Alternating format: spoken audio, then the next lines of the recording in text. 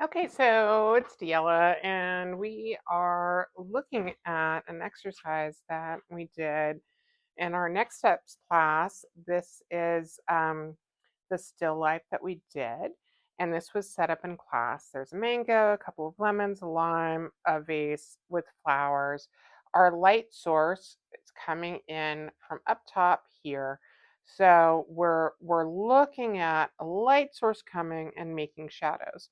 Now in class, we had a dark room behind us, so we kind of had to imagine how the shadows would look.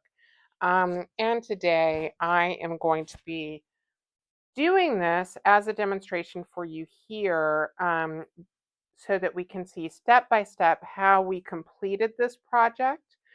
But I'm not going to be setting it up in my studio. I just want you to know that there's a tall vase, some flowers, light source, and some fruit, and a yellow tablecloth that was underneath. So this is what our setup was. Let's go ahead and paint this together.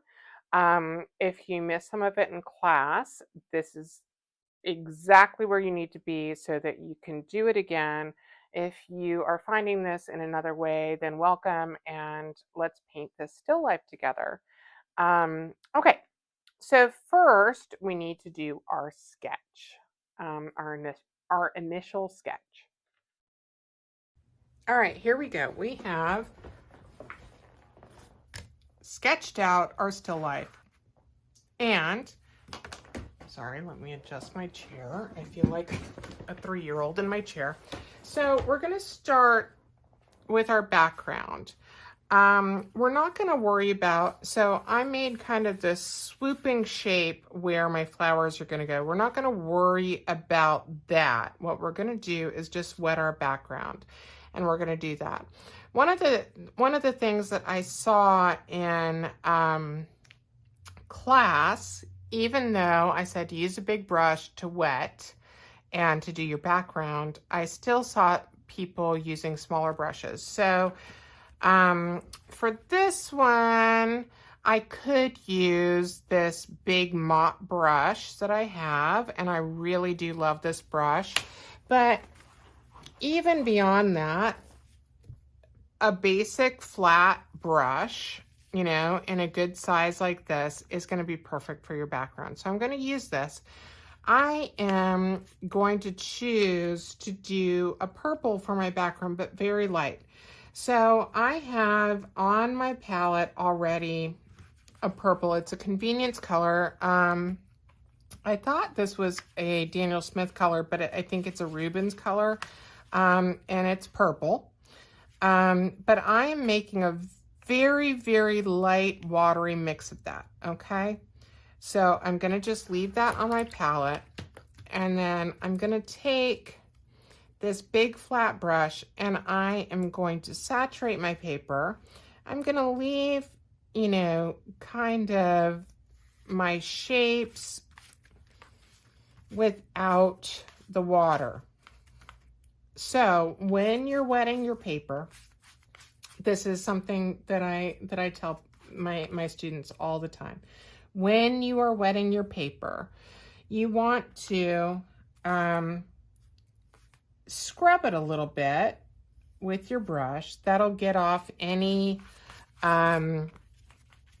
finger marks. Also, it helps to saturate the paper.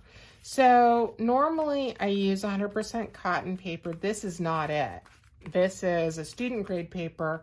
So I am really trying to get in there and get the paper saturated, because in reality, there's sizing on paper, right? There's binders in paper. And if it's not 100% cotton, and I can see it right now, that my paper is still wet on the surface, maybe not permeated all the way through. But we're just gonna keep going. And I'm gonna use this purple, really watery wash to just plop in a background, right? Nothing crazy. you know, just really putting this really light wash in it. Uh-oh, I got a little yellow in there. I'm not going to worry about that. This really watery wash into my background. Cool. So that's what we've got. Now, while we have our background wet, I am going to take a number 8 or number 6 round brush is fine, right? So this one is a number 8. These are watercolor brushes. I have already determined my color palette for this, right? So I know that for my flowers, the initial wash, I'm going to use the New Gamboge, which will be my warm yellow color that's down here in the tablecloth. I'm going to use that to start my flowers. So that's what we're doing next. So I'm going to take my New Gamboge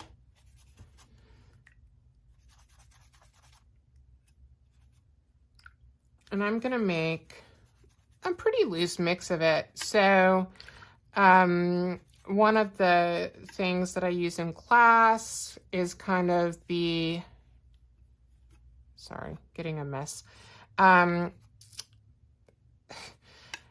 It's kind of the dairy thing, right? So if it's super, super wet and loose, it's skim milk, you know, 2%, you know, heavy cream, all the way. So I have my little triangle drawn out. If you can't see it still because of the purple, that's fine. But I'm going to just start booping in some spots where flowers could be. I know that there are some here. I might even want to put some of this color down there, but I know that my flowers are pretty much going along this line, and I actually don't like that. So I'm gonna just kind of drag it off, right? It's still wet. We can take that out. I can, you know, use a little paper towel. It's fine. That's just background stuff. I didn't want them that far down. Cool. So I'm just drying that up a little bit. Some random thing right there. Okay. I don't know what that is, but it doesn't seem to be moving. So what I'm going to do is to put a little color boop there. So that will be my last flower. At the same time, I know that another color in my flowers is going to be Pyrrole Scarlet, right? Because I know that the New Gamboge and the Scarlet are going to be my primary warm colors here. So I'm just going to come back in, and in these yellow spots, knowing that the sun or the light is coming here, I'm going to start on this back end, plopping in just a little bit of this red.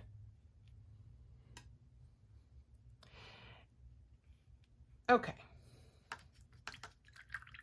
Next, I'm going to go, you see this? Dirty water, dump, clean water, boop. Okay, got it. I'm ready. So I'm going to take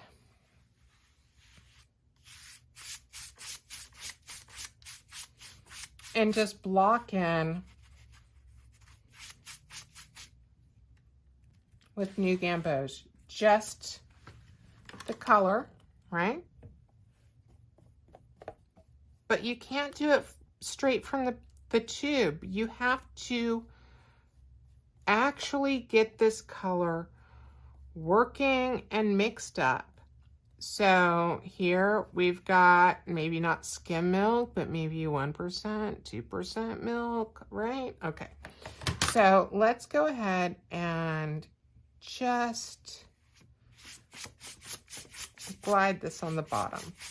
We're going to be doing so much more to this painting that I don't want you to worry about this section. We're really just blocking in the major stuff. All right, so now, again, really yellow water, not using yellow, boop. A little swish, and we're good, clean water. Okay, so now I want to think about the vase. The vase has several blue colors in it. The first one I want to do, because most of our palette is on the warm scale, is French Ultramarine, and I do want this quite runny. Skim to 1% milk kind of a situation here. And then I'm going to be taking this, and I'm not super concerned what else it's touching and blending with, but I am going to go ahead and just put a very light wash here on the vase. Okay. Where I see that I have washed my avocado, I'm just going to kind of, you know, dry that out a little bit. That's okay. Don't worry. This is just the first layer, right? So don't worry too much about your lemons, your avocados, all that stuff. Go ahead and just, you know, dab them up if you need to. So let's work on this mango first. So what I'm using for the mango, this is a convenience color. It's sap green. It's by Daniel Smith. You can use an olive green or a sap green, or you can mix your own. It's okay to use convenience colors, as long as we have our color harmony in place. So for this mango, it's mostly green. Don't worry about that. I'm promising you that these little bleedy things are going to be so cool later. So don't worry about that. And remember that when you are doing watercolors, at the end you can erase. When everything's dry, you can erase pencil marks as well. Plus, if I were to be doing this on my own and not for the camera, I probably wouldn't have any pencil marks at all. So I know that the mango is going to have this red kind of thing here. So I put on some pretty intense color, and then I made sure it was wet. I'm using wet on wet within the mango to make that happen. I'm not worried about this bleed. It's actually going to work for me really well later. And in fact, I'm going to encourage some of this red bleed up here now. Okay. Then I'm going to, you know, kind of block in my 2 lemons and my lime. So with the same color that I used in the mango, I'm just very gently going to block in my lime. And then instead, again, changing water. It's very quick with this 3-step system. I'm going to go into a cool yellow instead of the warm yellow that I've been using in the rest of the painting. So I have some hands of yellow light here. I have way too much hands of yellow light, but I have it. So hands of yellow light. This is our cool yellow.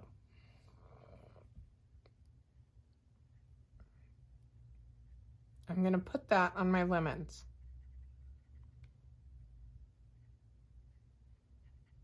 Okay? I don't care if my lemons look, okay, maybe I care a little bit. But I don't care too much that my lemons are staying within their lines. Okay? So, what are we going to do next?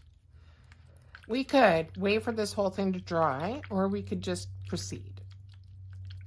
At this point in class, I think we went ahead and blow dried everything. But in this demo, right now, I am changing out my water and my brush, and we'll go back from here.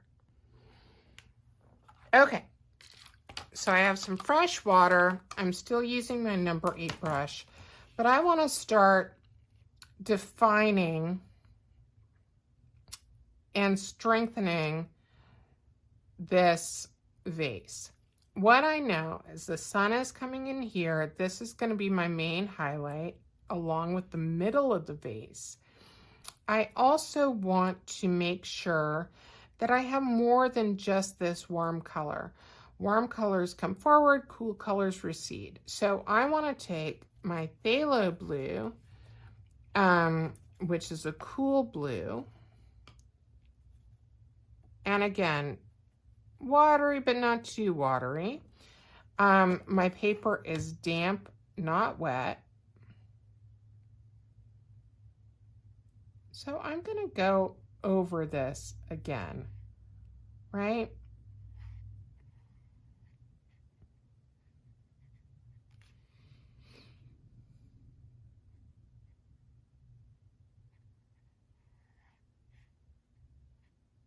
I'm kind of defining where the elbows are of this vase. And then just with a clean damp brush, I'm going to kind of merge them together. And then with a drier brush, come back and take some of this off. And this is only the second layer on this, right? We're not doing it for a lot. And I am softening some of these edges here. Don't worry, we're going to be coming back. I'm not super concerned about this bleeding. In fact, I think it's going to look amazing later. Okay, so next thing. If you're dry, that's where we want to be. So let's go ahead and get this dry and then we'll come back.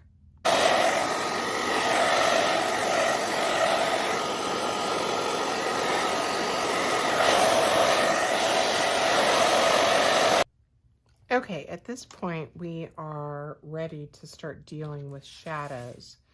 Now, our shadow colors should be cooler than all this warm and darker. So I am going to take my Convenience Purple color and my sap green, and I'm going to mix those together in a pretty, not super watery, but a thicker wash. My goal is to get this pretty dark and pretty thick, but not black, right? Kind of a neutral grayish green. And that's kind of what I have here. And I can show you that here, right? So it's kind of a gray. So that's what we're going to be using for our shadows. And we're going to start by defining this, and we're going to bring this shadow up into the vase. And then we're going to bring it down here for our cast shadow. We're going to bring it over here for our cast shadows here. And we're going to bring the same in here. Then I'm going to take a little bit more green with this same color and start. I'm drying off my brush a little bit so that it's not, because this brush will hold a lot of water and paint in the barrel. So I want to just get the tip where I can start bringing in some of this texture that will go on the lime. And then I'm going to take that same and start defining a little bit there. And then I'm just going to take some water and combine that a little bit so that we have a transition. Okay. Now in our tablecloth itself, there are transitions. And see here, even, I want to make this look more round.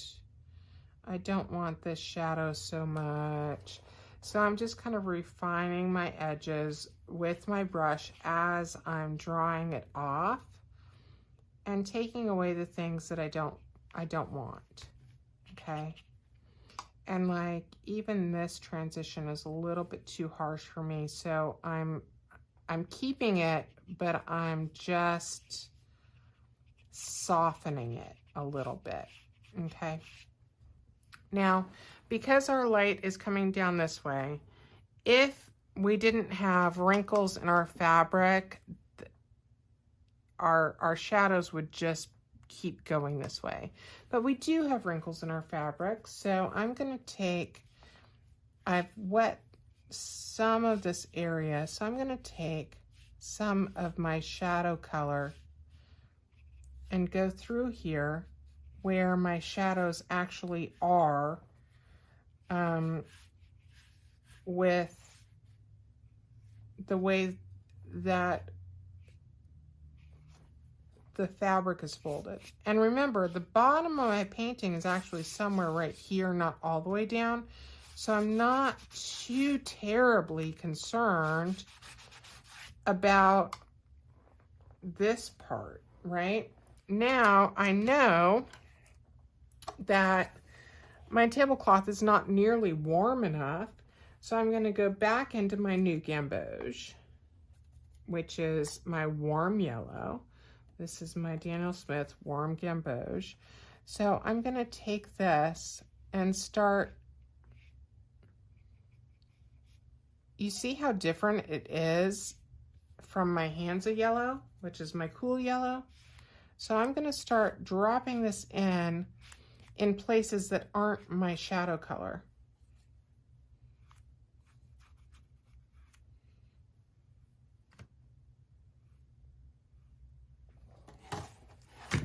I'm above my horizon line, so I'll just wipe it off. No biggie. Hands of yellow. We're making this a little bit deeper here. It's another wash, right? It's not intimidating. It's just another wash.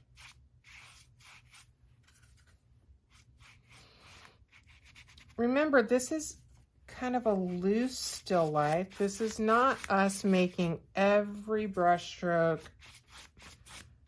identical. You know, it's okay. So now going back into my indigo, I want to start going back and doing even more refining and softening with my vase. I can even take some of this and go down here into my shadows, making cast shadow.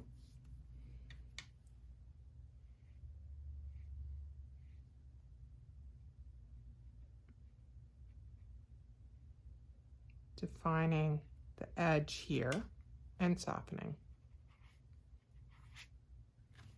Okay, next while I have this stuff on my brush, I'm going to take just a tiny bit of purple and put it into that indigo mix that I was using here and start thinking about this shadow.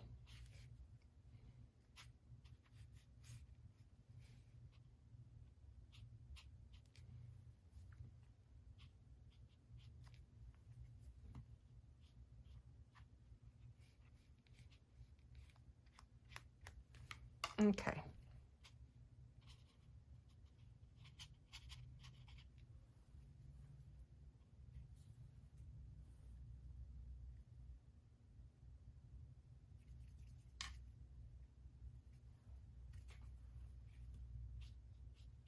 Remember that the cooler colors are going to recede.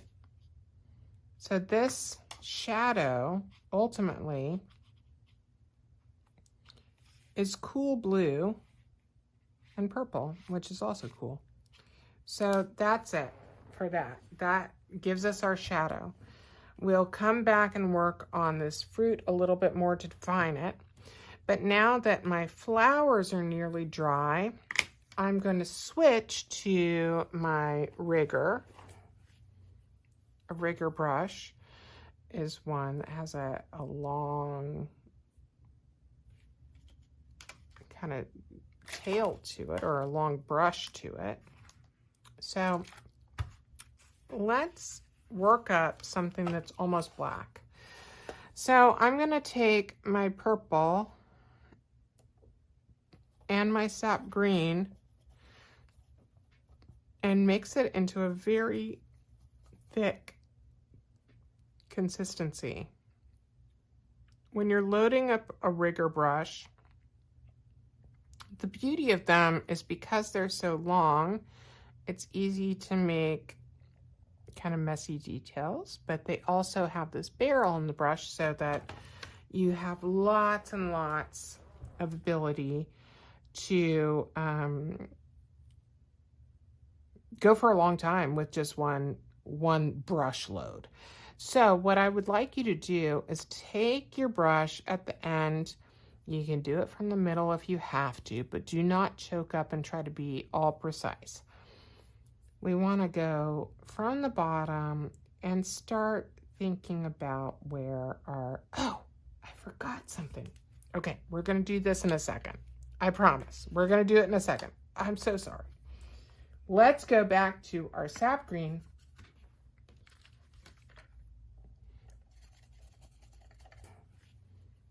A rigger brush is one that has a long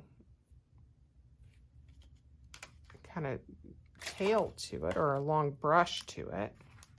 So let's work up something that's almost black. So I'm going to take my purple and my sap green and mix it into a very thick consistency. When you're loading up a rigger brush, the beauty of them is because they're so long, it's easy to make kind of messy details, but they also have this barrel in the brush so that you have lots and lots of ability to go for a long time with just one brush load. So what I would like you to do is take your brush at the end. You can do it from the middle if you have to, but do not choke up and try to be all precise. We want to go from the bottom and start thinking about where our, oh, I forgot something. Okay, we're going to do this in a second. I promise. We're going to do it in a second. I'm so sorry. Let's go back to our sap green.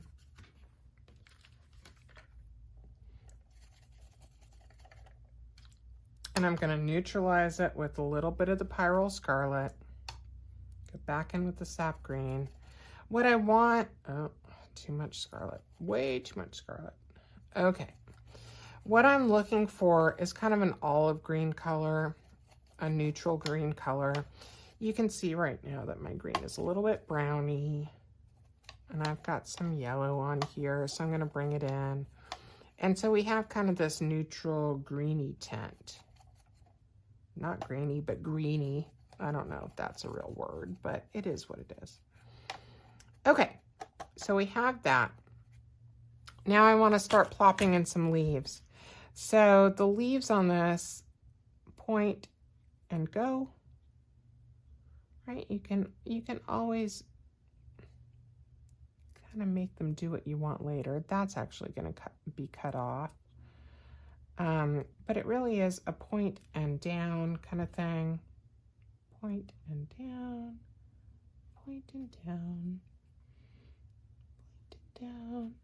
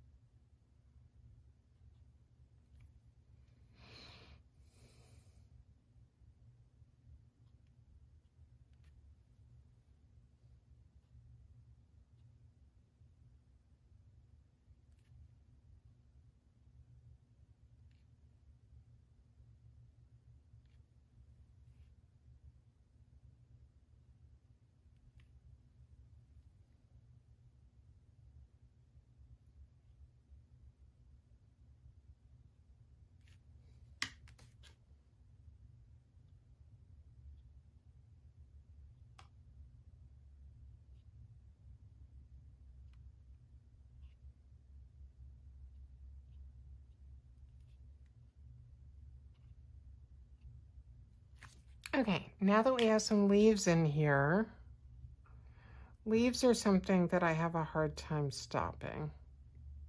So now that we have some leaves in here, now we get to go back in with our rigger and kind of establish some paths, right? So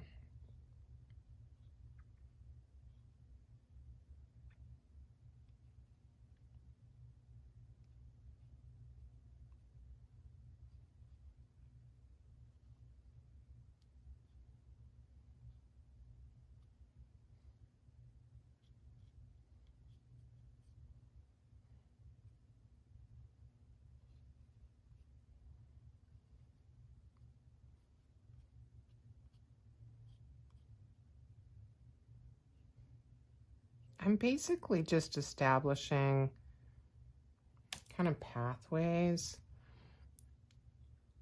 between what's happened and where it is in the vase and that kind of stuff. So I'm not super concerned, because this is kind of an abstract thing, that I am getting everything right. What I'm more concerned about is that it looks relatively like nature. Right? Like, I don't want it to look weird, but at the same point, like, it doesn't have to look specifically like whatever. But I can understand that this is nature. It's not going to be perfect. It's not all going to look the same. In fact, I'm not looking at all at what I painted before. I am just going for it. Okay. That's looking really cute so far, I think. So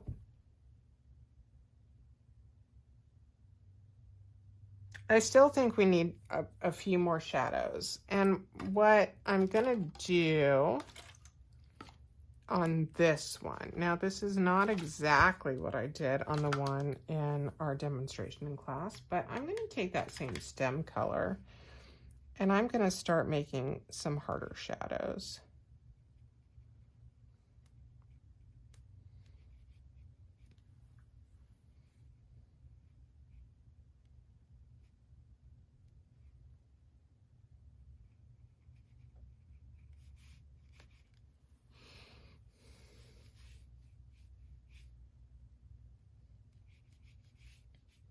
And the really nice thing about having color harmony in your piece and not using too many colors is that you end up with this lovely harmony. So I'm just about finished, I think. I might use just a little tiny bit of this shadow color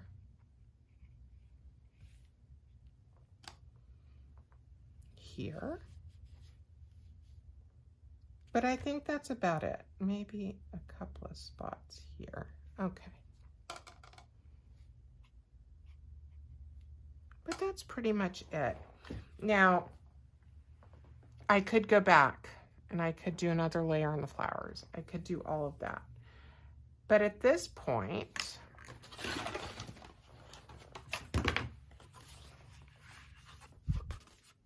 I mean, obviously this is dirty, but when we look at this, we're looking at something quite lovely. So that's what we're going to do. Okay, so I know that I had so many successful students doing the still life and really enjoying the process. So I'm hoping that you painted along with this, and I hope that you are happy with your results. You can see that this painting that I did here as a demo is different somewhat than the one that I did in class, but still very similar. So the steps are the same, the results are slightly different. So don't worry about your absolute results, but realize that this is a step-by-step process to create a still life that looks realistic and at the same time is loose and easy to do. In this one, I did use a little bit of gouache to accent my highlights. I'm not going to necessarily do that here, especially not right now while it's still wet. And I'm trying to resist messing with it. So I hope this helps. Make sure and subscribe. Make sure and look at next steps kind of videos. And we will be doing a demonstration like this every week. Okay, I will see you next week. Make sure and subscribe.